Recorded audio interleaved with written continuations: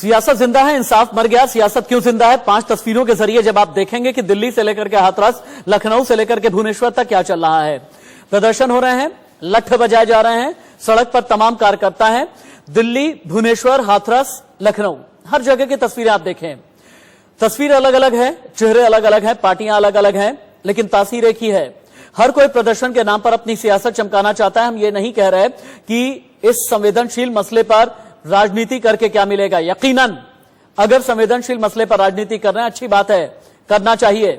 लेकिन मेरा मानना यह है कि राजनीति करके चंद दिनों की वीडियो अपॉर्चुनिटी लेने के बाद कहीं ऐसा तो नहीं कि आप निकल जाएंगे और उसके बाद सब कुछ जस का तस ही रह जाएगा। और इसीलिए एक सवाल है, सवाल ये कि दिल्ली में कांग्रेस का प्रदर्शन है, हाथरस में रोके गए हैं टीएमसी के कार्यकर्ता। टीएमसी के वो कार्यकर्ता जिनके बारे में ये कहा जा रहा है कि पश्चिम बंगाल से चल करके आए हैं, और हाथरस में टीएमसी कार्यकर्ताओं को रोका गया। धक्का मुक्की में टीएमसी सांसद डेरेक ओब्रायन गिरे हैं। टीएमसी सांसद काकोली घोष भी मौजूद, पीड़ित परिवार से मिलने जा रहे थे टीएमसी के कार्यकर्ता। पुलिस ने बैरिकेडिंग कर टीएमसी कार्यकर्ताओं को रोका। इंडिया न्यूज संवाददाता पीएन शर्मा ज्यादा जानकारी के साथ जुड़े हुए हैं इस वक्त हाथरस से लाइव। पीएन शर्मा, टीएमसी के सांसदों को रोका गया है, अभी ये लोग कहां पर हैं? और ये मोर्चाबंदी, घेराबंदी, नाकाबंदी, क्या किसी को भी, क्या मीडिया वालों को भी पीड़िता के घर तक जाने नहीं दिया जा रहा? जी बिल्कुल, किसी को नहीं जाने दिया जा रहा है। और जो मैं बता सकता हूँ, टीएमसी के सांसद जो हैं वो मेरे बिल्कुल ठीक है। पीएन शर्मा से संपर्क टूट गया है और पीएन शर्मा ठीक वहीं पर मौजूद हैं जहां पर मंच लगा करके, जहां पर घेरा बना करके टीएमसी के सांसद डेरेक ओब्रायन बैठ गए हैं। क्या मेरे साथ बीजेपी, कांग्रेस और के नेता जुड़े हैं? चलिए ठीक है, कोशिश कीजिए कि जितना जल्दी हो सके जोड़ने की कोशिश करें। विजय मिश्रा की रिपोर्ट आ गई है क्या? चलिए पीएन शर्मा के पास चलते हैं। पीएन शर्मा, जहां पर टीएमसी के नेता बैठे हुए हैं वहीं से आप लाइव रिपोर्ट कर रहे हैं। इन लोगों से आप पूछिए ये कब तक यहां पर बैठे रहेंगे। मुझे तस्वीरों में डेरेक ओब्रायन नजर आ रहे हैं, काकोली घोष भी हैं, बात करें इनसे।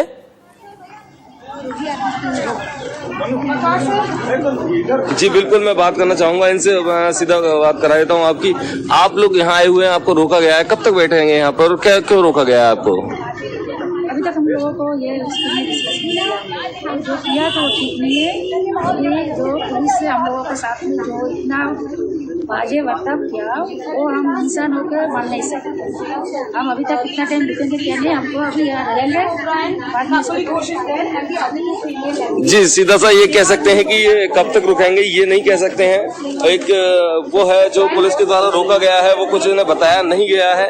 हालांकि ये लोग रुके हुए हैं, पुलिस के साथ इनकी झड़प भी हुई है। जब अंदर जाने का इन्होंने प्रयास किया है तभी इनको रोका गया है, और यहाँ जाने के लिए किसी को परमिशन नहीं है। मैं आपको फिर और दिखा देता हूँ। जो बॉर्डर है, एक पूरा हिंदुस्तान पाकिस्तान का बॉर्डर आप कह सकते हैं इसे, कि जो अंदर जाने की किसी को इजाजत नहीं है, बिल्कुल एक बॉर्डर है। और ये देखिए, सांसद जो टीएमसी के सांसद आए हुए थे सीधे बंगाल से, पश्चिम बंगाल से आए हैं उसे पीड़िता से मिलने के लिए, लेकिन इनको यहीं पर रोक दिया गया है। जी पीएन शर्मा, मुझे ये बताएं, टीएमसी के सांसदों को रोका गया है, कार्यकर्ताओं को रोका गया है, क्या पीड़िता के परिवार को पूरी तरह से आइसोलेट कर देंगे क्या? एक ऐसे वक्त में जब इतना बड़ा दंश झेलने को मजबूर है, इतना बड़ा दुख झेलने को मजबूर है, मिलने के लिए के रिश्तेदार भी आएंगे, मिलने के लिए दूर दूर से लोग आएंगे, एनएचआरसी के आएंगे, सामाजिक कार्यकर्ता आएंगे, अलग अलग अधिकारी आएंगे, अलग अलग एजेंसी मिलने के लिए आएगी। और अगर घेराबंदी कर दी गई है, नाकाबंदी कर दी गई है, क्या लग रहा है यूपी पुलिस क्या बचाना चाहती है, क्या छिपाना चाहती है? शासन और प्रशासन को क्या लगता है कि सबूत यूं ही मिटा दिए जाएं?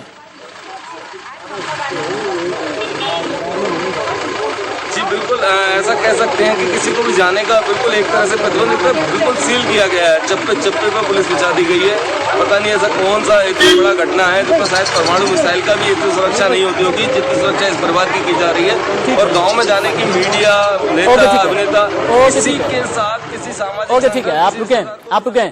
दिल्ली और लखनऊ की 2 तस्वीरें इस वक्त दिखानी बहुत जरूरी है। कांग्रेस कार्यकर्ता भी हाथरस कांड को लेकर सड़क पर उतर आए हैं। दिल्ली में विज्ञान भवन के सामने कांग्रेस कार्यकर्ता विरोध कर रहे हैं। लखनऊ में समाजवादी पार्टी के कार्यकर्ताओं, नेताओं का प्रदर्शन है। 2 तस्वीरें आप देख पा रहे हैं। हाथरस कांड को लेकर के दिल्ली यानी कि राष्ट्रीय राजधानी और यूपी की राजधानी लखनऊ में समाजवादी पार्टी के जो कार्यकर्ता है और नेता है, चूंकि आज 2 अक्टूबर का दिन है और महात्मा गांधी जयंती का दिन है, तो उस दिन इनका कहना यह है कि अहिंसा के पुजारी का नाम लेकर के हम सड़क पर उतरे हैं, लेकिन हमारे साथ जुल्म और ज्यादती की जा रही है। 2 तस्वीरें देखें, ऑडियो अप करें। मोदी तेरी तानाशाही, मोदी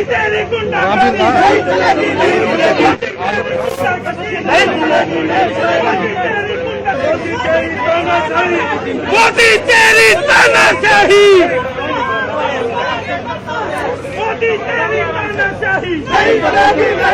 मोदी तेरी गुंडागर्दी, मोदी तेरी गुंडागर्दी,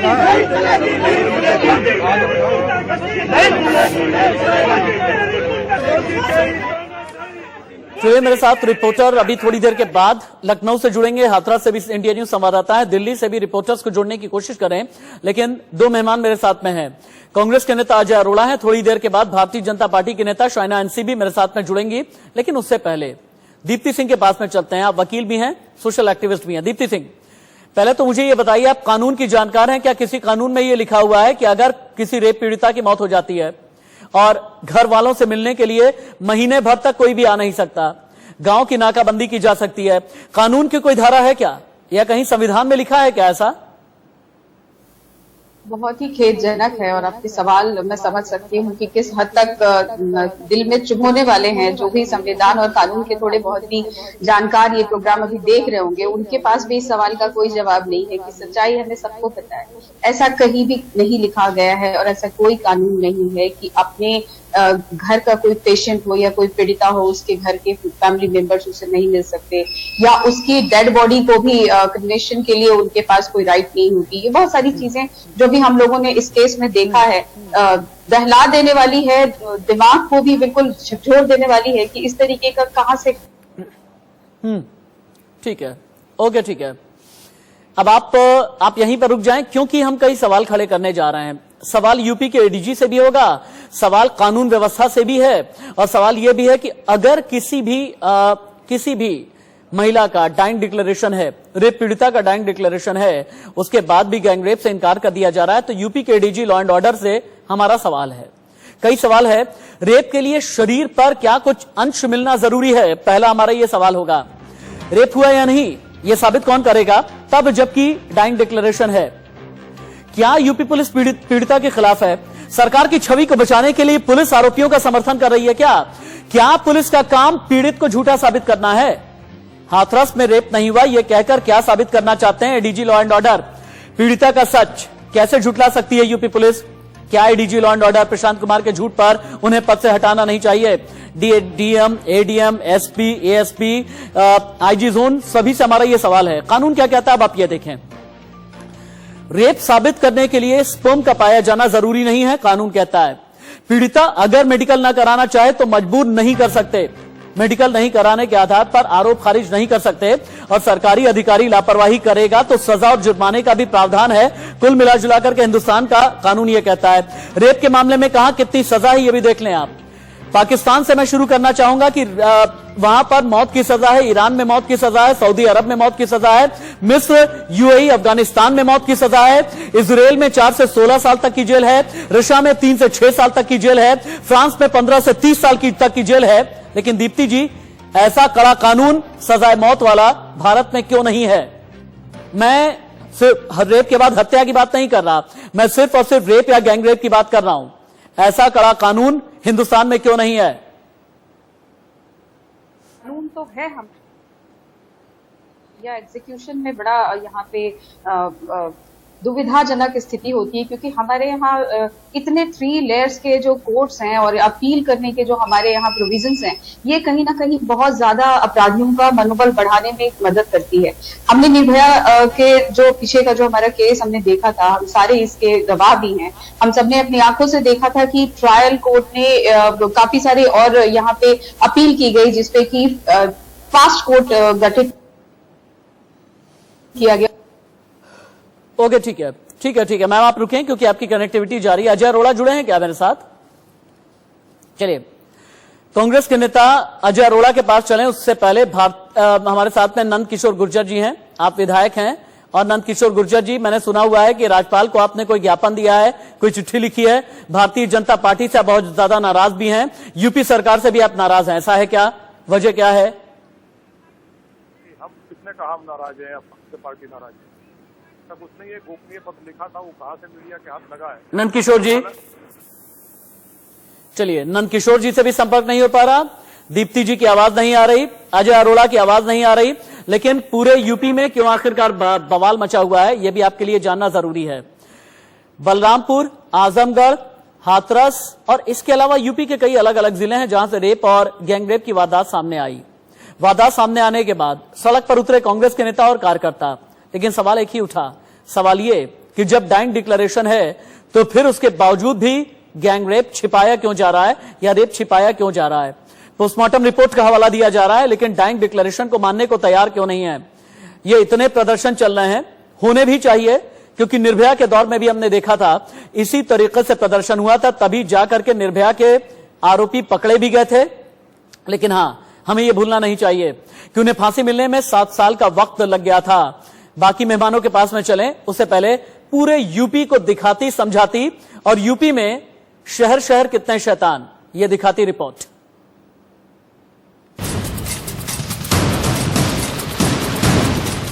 ये 5 तस्वीरें यूपी की बेटियों की हालत बयां करती हैं। ये 5 तस्वीरें चीख चीख कर कह रही हैं कि यूपी में बेटियां सुरक्षित नहीं हैं। ये 5 तस्वीरें बताती हैं कि यूपी में राम राज्य का दावा झूठा है। ये 5 तस्वीरें उन दावों की पोल खोलती हैं जिनके जरिए ये कहा जाता है कि यूपी में अपराध कम हुआ है। ये 5 तस्वीरें बताती हैं कि किस तरह यूपी में आज भी पहले की तरह महिलाओं से बर्बरता जारी है, मासूमों से दरिंदगी की हदें पार की जा रही हैं। ये 5 तस्वीरें उस सरकार की पोल खोलती हैं जो इश्तिहारों और अखबारों में कहती है कि यूपी बदल रहा है, यूपी की कानून व्यवस्था बदल रही है, अब यूपी पहले जैसा यूपी नहीं रहा। ये 5 तस्वीरें पोल खोलती हैं उन बयानों की भी जिनमें कहा जाता है कि यूपी में अपराधी खौफ में हैं। ये तो सिर्फ उत्तर प्रदेश के हालात हैं, अब जरा राजस्थान की बात कर लेते हैं। 12 में 2 नाबालिग लड़कियों से गैंगरेप का मामला सामने आया। आरोप यह भी है कि पुलिस ने इस मामले को दबाने की कोशिश की। तो ऐसे पता नहीं हो, मैं नहीं जानती कौन कौन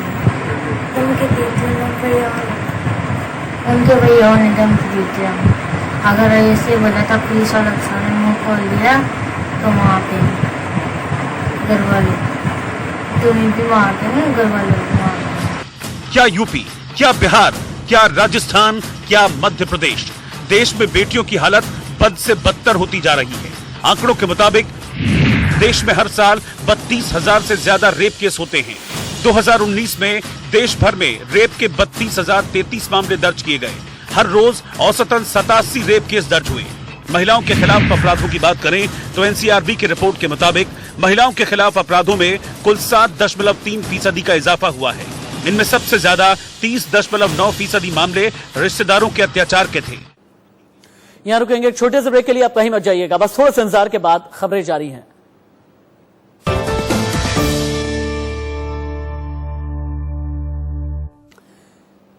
आगे बढ़ते हुए आपके चारों तरफ, मेरे चारों तरफ कुछ तस्वीरें चल रही हैं। ये धक्का मुक्की की तस्वीरें हैं। ये धक्का मुक्की पॉलिटिक्स है, इसे बोलते हैं धक्का मार पॉलिटिक्स। धक्का मार पॉलिटिक्स का मतलब ये होता है धक्का खाएंगे, आगे चलते जाएंगे, सियासत को चमकाते जाएंगे, चूल्हे को गर्म रखते जाएंगे। पहले राहुल गांधी और प्रियंका गांधी को धक्का लगा। हालांकि धक्का देना किसी भी पुलिस वाले की तरफ से जायज नहीं है, हम जस्टिफाई नहीं कर रहे, लेकिन जैसे ही धक्का लगा, जितने भी कांग्रेस के कार्यकर्ता हैं, अगर लाखों की तादाद में हैं, तुरंत ही सोशल मीडिया पर ट्रोल होने लगा। राहुल गांधी को धक्का मारा गया, धक्का मारा गया, धक्का मारा गया। आज टीएमसी के नेताओं को धक्का मारा गया, समाजवादी पार्टी के नेताओं को भी धक्का मारा गया। अमृता धवन के साथ बदसलूकी हुई है, हालांकि ये बिल्कुल भी जस्टिफाइड नहीं है। अमृता धवन के साथ जिस तरह की बदतमीजी हुई है, ये बिल्कुल भी जस्टिफाइड नहीं है। लेकिन बाकी जो 3 तस्वीरें हैं, सीमा कुशवाहा के साथ भी बदसलूकी हुई है, लेकिन बाकी तस्वीरों में धक्का मार पॉलिटिक्स है। मौत से पहले अगर किसी का आखिरी बयान है, कानूनी तौर पर उसे बोलते हैं 2 शब्दों में डाइंग डिक्लेरेशन। और अगर किसी ने मौत से पहले यह बता दिया कि जुल्म और ज्यादती का जिम्मेदार कौन है, तो उससे पक्का, उससे ठोस सबूत कुछ भी माना नहीं जाता। आपको जो वीडियो हम दिखाने जा रहे हैं, इस बात की तस्दीक कर देगा कि यूपी पुलिस हाथरस रेप मामले में लगातार झूठ बोलती आई। यूपी पुलिस के मुखिया इस बात का दावा करते रहे कि परिवार की रजामंदी से पीड़िता का अंतिम संस्कार किया गया, लेकिन परिवार और चश्मदीद इस बात से इत्तेफाक नहीं रखते। देखिए, मुझे बता दीजिए। मैं क्राइम ब्रांच में हूँ, मुझे आई डोंट नो। आप इस बारे में डीएम साहब से पूछना आई हैं। डीएम साहब से आपकी बात हुई है, डीएम साहब से बात हुई है आपकी, डीएम साहब से बात हुई है। सबसे पहले ये तस्वीर देखिए। ये पीड़िता का अंतिम संस्कार नहीं, बल्कि यूपी पुलिस ने सब कुछ स्वाहा कर दिया। स्वाहा यानी सब कुछ खत्म। देखिए किस तरह से परिवार की गैर मौजूदगी में यूपी पुलिस चुपचाप पीड़िता की लाश लेकर आती है और बिना कर्मकांड का पालन किए गैंगरेप पीड़िता की लाश को जला देती है।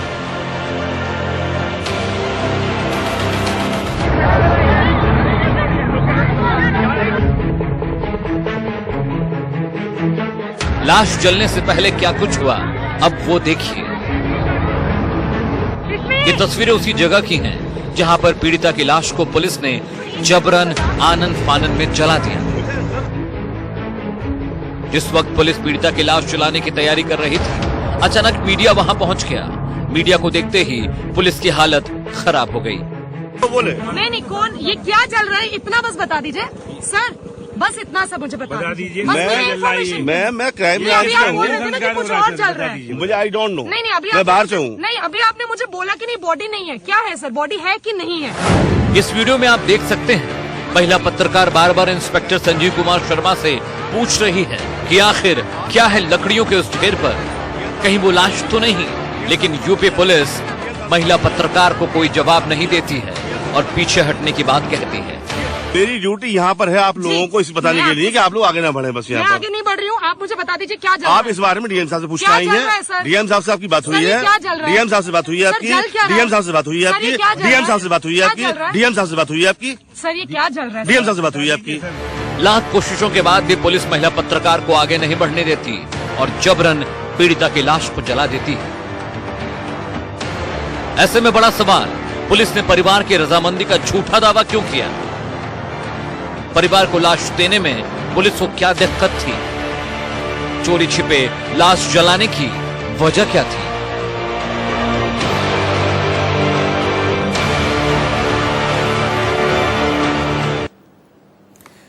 पुलिस का धोखा भी है, डीएम की धमकी भी है, सीएम की तरफ से आश्वासन भी है। हाथरस बलरामपुर आजमगढ़ के बाद आज देश भर में प्रदर्शन हो रहा है। हाथरस पहुंचे टीएमसी के कार्यकर्ताओं को खदेड़ा गया है, पुलिस ने रोक लिया। लखनऊ में प्रदर्शनकारी समाजवादी पार्टी के कार्यकर्ताओं पर लाठीचार्ज किया गया। दिल्ली में भी कांग्रेस कार्यकर्ताओं ने प्रदर्शन किया है। यानी दिल्ली, लखनऊ, हाथरस हर जगह पर प्रदर्शन चल रहा है। और प्रदर्शन की जितनी भी तस्वीरें हैं हम आपको दिखाते हैं। आपने ब्रेकिंग न्यूज देखी, प्रदर्शन की जितनी तस्वीरें आप देखें, टीएमसी के सांसद काकोली घोष और डेरेक ओब्रायन, इन दोनों को ही यह बताया जा रहा है कि पुलिस ने जबरन हाथरस घुसने से पहले ही रोक लिया। ठीक उसी तरीके से जैसे राहुल गांधी, प्रियंका गांधी को रोका गया था। हाथरस में नाकाबंदी कर दी गई है, कोई भी बाहरी हाथरस के अंदर नहीं जा सकता। सवाल बहुत बड़ा है, यह नाकाबंदी 31 अक्टूबर तक है। कहा यह गया है पीड़िता के परिवार को किसी भी तरह से मिलने नहीं दिया जाएगा। दिल्ली में भी कांग्रेस वाले प्रदर्शन कर रहे हैं, हर जगह इसी तरीके का प्रदर्शन चल रहा है। लखनऊ के प्रदर्शन की जानकारी दे रहे हैं इंडिया न्यूज संवाददाता विजय मिश्रा की रिपोर्ट एक आपको दिखाते हैं हम। विजय मिश्रा ने जब पुलिस वालों से सवाल किया कि क्यों आप जुल्म ज्यादती कर रहे हैं, हम ये रिपोर्ट दिखाएंगे, लेकिन उससे पहले लखनऊ से ही रवि की रिपोर्ट देखें आप।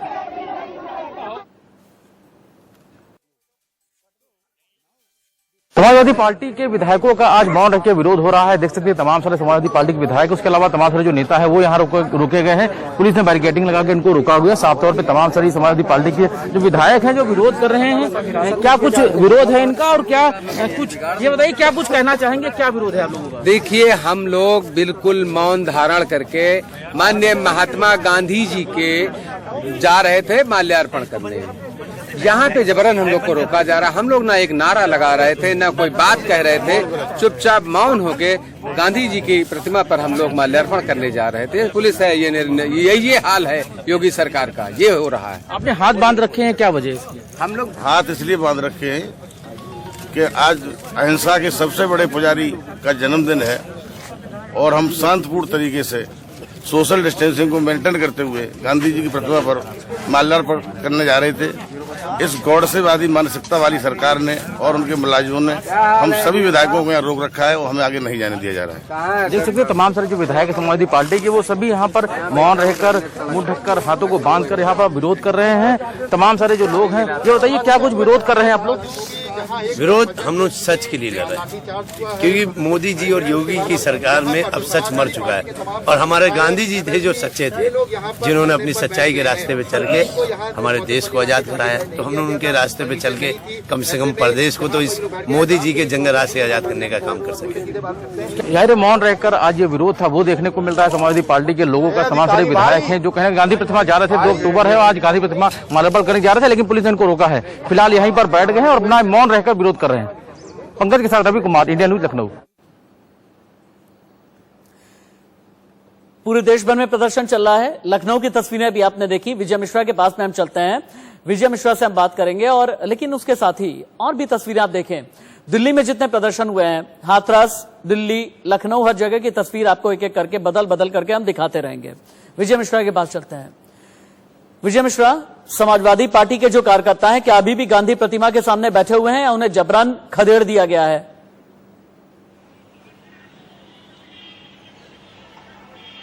बिल्कुल, मैं इस समय गांधी प्रतिमा के पास ही खड़ा हूं और समाजवादी पार्टी का भी थोड़ी देर पहले यहाँ पर प्रदर्शन था और इसी गांधी प्रतिमा के पर ही वो प्रदर्शन करने आए हुए थे और यहीं पर ही उनका 2 घंटे का मौन व्रत था। लेकिन अब वो यहाँ पर नहीं है और अब उन्हें यहाँ से गिरफ्तार कर लिया गया है। हालांकि यहाँ पर जब लाठीचार्ज वगैरह हुआ था तो इस पूरे चौराहे को भी जाम कर दिया गया था। लेकिन यहाँ पर मैं आपको इससे बड़ी तस्वीर ये दिखाना चाहूंगा कि आज महात्मा गांधी की जो मूर्ति है वो पुलिस की घेराबंदी में है। यानी स्वतंत्रता से पहले भी महात्मा गांधी को कैद में रखा गया था अंग्रेजों के जरिए से, और आज यहाँ पर प्रदेश में जो मौजूदा पुलिस है उसने बाकायदा यहाँ पर घेराबंदी कर रखी है। और आज यहाँ पर इनके जो अधिकारी हैं उन्होंने यहाँ पर किसी को भी अंदर आकर के माल्यार्पण करने या किसी प्रकार किसी प्रदर्शन के लिए बिल्कुल मना किया हुआ है। तो ये एक शाइना एनसी, भारतीय जनता पार्टी के नेता मेरे साथ बीजेपी के प्रवक्ता जुड़ गई हैं। शाइना एनसी, आजादी के बाद पहली बार महात्मा गांधी की प्रतिमा जो है पूरी तरह से सुरक्षा घेरे में है।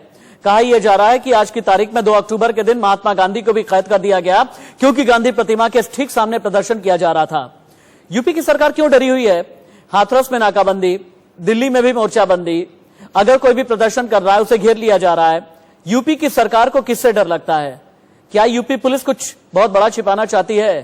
क्या हाथरस में कोई बहुत बड़ा कांड हो गया है? हाथरस जो हुआ, मैं ना सिर्फ निंदनीय शर्मनाक कहूंगी, लेकिन आज इधर एक पूरा रिफ्लेक्शन है। हम सब जानते हैं कि इसमें राजनीति लाना बेमतलब है। फिलहाल लॉ एंड ऑर्डर को मेंटेन करना जरूरी। शाइना एनसी, सुन पा रही हैं आप मुझे? चलिए, शाइना की कनेक्टिविटी ठीक नहीं है। हाँ शाइना जी, अपनी बात पूरी करें, अपनी बात पूरी कीजिए आप।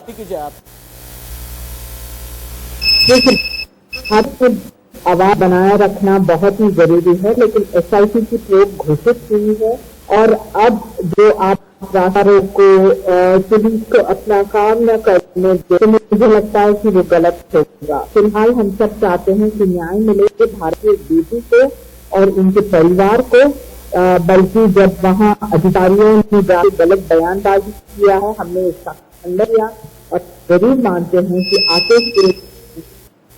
कोर्ट में SIT प्रोब जो लगी है एक न्याय मिलेगा हाथरस की जनता को, इस परिवार को, पूरे दलित समाज को। हालांकि शाइना एनसी, आपसे मैंने कई सवाल पूछे। सवाल मेरा यह था कि क्या छिपाने की कोशिश की जा रही है? क्यों आखिरकार किसी भी बाहरी को हाथरस जाने से रोका जा रहा है? हो सकता है महिला एक्टिविस्ट जाएंगी, हो सकता है कोई वकील जाए, हो सकता है कोई सोशल एक्टिविस्ट जाए, लेकिन इसका जवाब अभी भी देश को नहीं मिला है। एक काम कर लेते हैं, हम एक बार विल पावर की बात करते हैं। नियत के साथ किस तरह की नियति रही है महिलाओं की, ये भी एक बार दिखाते हैं। और जब अब ये दिखाने की बात आती है ना, तो निर्भया फंड की बात आती है। 2012 में जब निर्भया कांड हुआ उसके बाद ये कहा गया कि निर्भया फंड का ऐलान किया गया और कहा यह गया कि बलात्कार जैसी घटनाएं ना घटें, कानून को और भी ज्यादा मजबूत किया जाए, इसी के लिए निर्भया फंड अलॉट किए गए। लेकिन निर्भया फंड का अलग अलग सरकारों ने किस तरह से इस्तेमाल किया है ये देखें आप। सबसे पहले पूरे देश की तस्वीर देखें आप। 2013 से लेकर के अब तक केंद्रीय मंत्री स्मृति ईरानी ने संसद के अंदर ही यह बयान दिया है। 3000, ये मैं नहीं कह रहा, 3024 करोड़ रुपए अलॉट हुए हैं अलग अलग राज्यों को निर्भया फंड के नाम पर, लेकिन खर्च हुए हैं इनमें से 1919 करोड़। यहीं पर रुकिएगा, प्लेट अभी चेंज मत कीजिएगा। 2012 में जब निर्भया कांड हुआ तब यह कहा जाने लगा चूंकि लोग कैंडल्स लेकर के निकले, आंदोलन करने के लिए निकले, कश्मीर से लेकर के कन्याकुमारी तक, डिब्रूगढ़ से लेकर के गुजरात तक, यानी रण ऑफ कच्छ तक, यानी पूरे हिंदुस्तान से लोग निकले, आंदोलन किया, प्रदर्शन किया और ये कहा कि अब तो निर्भया को इंसाफ मिलने के साथ बलात्कार जैसी चीजें देश में सुनाई नहीं देंगी। लेकिन 3024 करोड़ रुपए अलॉट हुए, 1919 करोड़ खर्च होना, यह बताता है कि विल पावर अलग अलग सरकारों की क्या रही है। कौन कितने पानी में है ये जानने के लिए राज्यों का एक डेटा हमने निकाला है। निर्भया फंड कितना किसे दिया गया और कितना खर्च किया गया। दिल्ली का सबसे पहले नाम है, 409.03 करोड़ दिया गया, लेकिन खर्च किया गया 352.58 करोड़। यूपी को दिया गया 324.98 करोड़, लेकिन खर्च किया गया 216.75 करोड़। ठीक इसी तरह से दक्षिण भारत चले जाते हैं। तमिलनाडु को अलॉट हुए निर्भया फंड के 303.06 करोड़, लेकिन खर्च हुए 265.55 करोड़। कर्नाटक 191.72 करोड़, लेकिन खर्च हुए सिर्फ 13.5 करोड़ के आसपास। अगर यह है विल पावर तो आप क्या कहेंगे। अगला, अफसर नपेंगे आप नहीं। अब हमें कोई छोटा संतरी नहीं चाहिए, मंत्री की जवाबदेही होनी चाहिए, अफसर नपने चाहिए। और अफसर के नपने में जो पहला नाम है, प्रवीण कुमार डीएम हाथरस, विक्रांत वीर SP Hathras, Prakash Kumar ASP Hathras, Piyush Modiya IG Aligarh range, Prem Prakash Meena ADM Hathras. फिर से रिकॉल कीजिए, DM, ADM, SP, ASP, IG range, ये सब कब नपेंगे। प्रवीण कुमार डीएम है हाथरस के, विक्रांत वीर है एसपी हैं हाथरस के, प्रकाश कुमार एएसपी हैं Hathras, Piyush Modiya IG Aligarh range, Prem Prakash Meena ADM Hathras. इन लोगों ने ज्यादती तो की। विजय मिश्रा के पास हम जा सकते हैं क्या? चलिए विजय मिश्रा के पास चलते हैं। विजय, क्या किसी भी तरीके के संकेत मिल रहे हैं या फिर नहीं? बड़े अफसर नपेंगे या नहीं? और बड़े अफसर के नपने की खबर अगर कहीं से मिलती है, उस जगह पर आप जुड़े हैं लखनऊ से, DM, ADM, SP, SP, IG range, क्या होगा इनका? देखिए ये बात तो बिल्कुल तय है कि हाथरस के जो इस समय मौजूदा अधिकारी हैं उनके ऊपर गाज गिरनी बिल्कुल तय है, जिसकी शुरुआत आज रात से ही हो गई है। एसीएस होम का एक जो ओहदा था वो आज छीन लिया गया है। आपको बता दें सुबह सुबह ये जानकारी आई कि एसीएस होम जो कि अवनीश अवस्थी के पास 2 चार्ज था, कि उनके पास सूचना का भी जो चार्ज था उसको लेकर के यहाँ पर नवनीत सहगल को दे दिया गया। ये एक बड़ा चेंज था। जो जानकारी मिल रही है कि सेंट्रल ने सीधे इस पूरे मामले पर सरकार को अवगत कराते हुए इस पूरे पद को उनसे लेकर के नवनीत सहगल को देने की बात कही। और उसके बाद यहां पर सुबह ही एक ट्रांसफर लिस्ट आई जिसमें कई सारे आईएसओ का तबादला जिसमें एक तबादला इसको भी किया गया था। और मैं आपको बता दूं कि यहां पर हाथरस के भी डीएम, एसपी, एडीएम, एसडीएम, इन सब पर गाज गिरनी बिल्कुल तय है। लेकिन सरकार उस समय का इंतजार कर रही है कि जब मामला थोड़ा शांत हो जाए, क्योंकि अभी तुरंत अगर तबादला करेगी तो विपक्ष को एक और मौका मिल जाएगा सरकार के ऊपर सवाल खड़ा करने का, क्योंकि सरकार बिल्कुल नहीं चाहती कि यहां पर इस पूरे मामले पर उन्हें फेलियर बताया जाए। सरकार बिल्कुल ये नहीं चाहेगी कि उसे यहां पर झूठा बताया जाए। और यही वजह है जिसकी वजह से अभी तक जो यहां पर हाथरस डीएम है, जो हाथरस एसपी हैं, उनके ऊपर गाज नहीं गिरी है। लेकिन यह बिल्कुल तय माना जा रहा है कि सरकार ने इसकी तैयारी पूरी कर ली है। बस इंतजार इस बात का है कि मामला थोड़ा सा शांत हो, उसके बाद एक नई ट्रांसफर लिस्ट दिखेगी जिसमें ये सभी आउट कर दिए जाएंगे।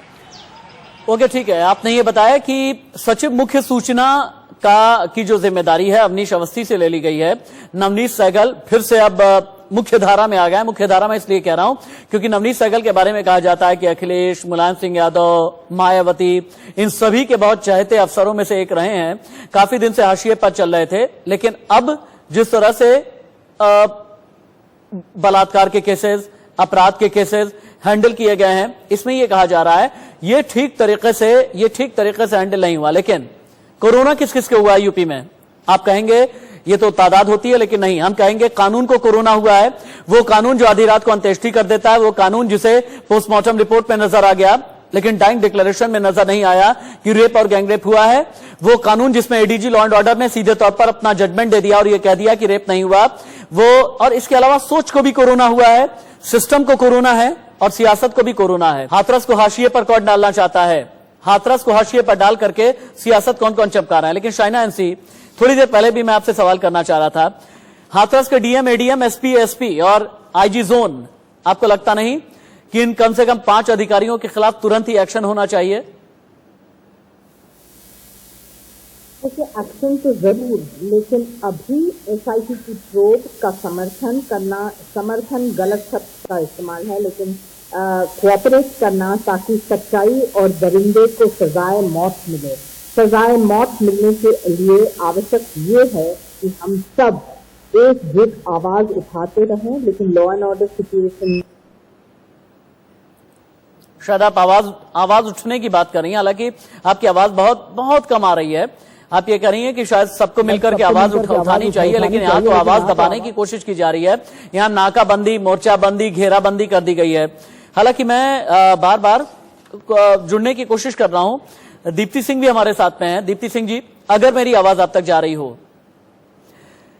हम ऐसे जब मौके आते हैं ना दीप्ति जी, ऐसे जब मौके आते हैं तो बड़े बड़े आंदोलन होते हैं। थोड़ी देर के बाद आंदोलन जो होते हैं सेमिनार और सिंपोजियम में सिमट करके रह जाते हैं, और थोड़ी दिन के बाद फिर ये कहा जाता है आमूल चूल परिवर्तन किया जाएगा। फिर बड़े बड़े जो सेमिनार सिंपोजियम होते हैं उसमें बड़े बड़े ज्ञानी किस्म के लोग आते हैं, लेकिन जमीन पर नतीजा वही ढाक के तीन पात। आपको क्या लगता है कानून का डर कैसे पैदा किया जाए? अगर सामाजिक कुरीति के तौर पर देखते हैं तो उसे कैसे ठीक किया जाए? क्योंकि उत्तर प्रदेश के छोटे शहरों में या फिर छोटे गांव में बहुत बार हमने ये देखा है कि रेप सेक्सुअल प्लेजर के लिए नहीं, बल्कि अपनी धाक बताने के लिए, अपना बाहुबल्य दिखाने के लिए किया जाता है। देखिए, रेप को इस तरीके कहें तो बहुत ज्यादा ग्लोरीफाइड वे में आजकल के जो युवा हैं, या आपने जैसे कहा कि बाहुबल प्रदर्शित करने का एक तरीका है यूपी में, बिहार में, और भी कुछ ऐसे हमारे स्टेट्स हैं जहां पे इस तरीके की चीजें देख। एक काम कर लेते हैं, आप सभी हमारे साथ में रहेंगे, लेकिन आजमगढ़ की भी तस्वीर दिखानी है और आजमगढ़ की भी खबर बताना बहुत जरूरी है।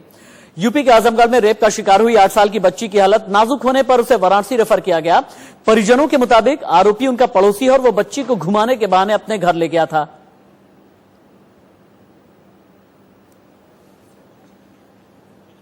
की हालत नाजुक होने के बाद उसे इलाज के लिए वाराणसी रेफर कर दिया गया, जहां उसका इलाज जारी है।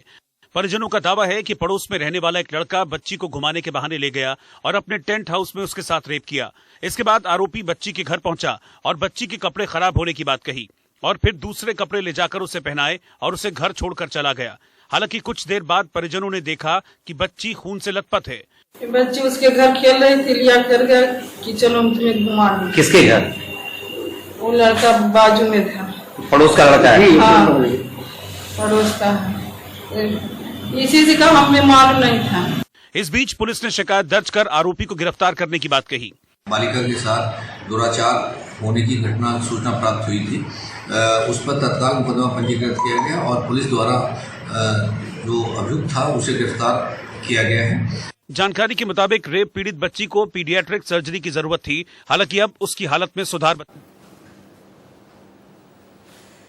हाथरस में सभी की अपनी अपनी दलीलें हैं, प्रशासन भी अपनी दलील दे रहा है, लेकिन दूसरी तस्वीर एक ये भी है। तस्वीर देखें आप, किसी को परिवार से मिलने नहीं दिया जा रहा। निर्भया मामले में वकील रही सीमा कुशवाहा पीड़ित परिवार से मिलने पहुंची तो उन्हें रोक दिया गया। सीमा कुशवाहा ने समझाया कि वो परिवार की तरफ से केस लड़ना चाहती हैं, लेकिन एडीएम ने साफ कहा आगे जाने की इजाजत नहीं है किसी को भी। गांव से पहले ही सीमा कुशवाहा को बैरिकेडिंग पर रोक दिया गया। इस बीच सीमा और एडीएम में तीखी बहस हुई, झड़प की नौबत आ गई। नतीजा ढाक के तीन पात रहा। सीमा कुशवाहा पीड़ित परिवार से मिल नहीं पाई, कहती रही कि मैं केस लड़ना चाहती हूं, मैंने निर्भया का केस लड़ा है, लेकिन एडीएम बदतमीजी पर कैसे उतारू होगा देखिए।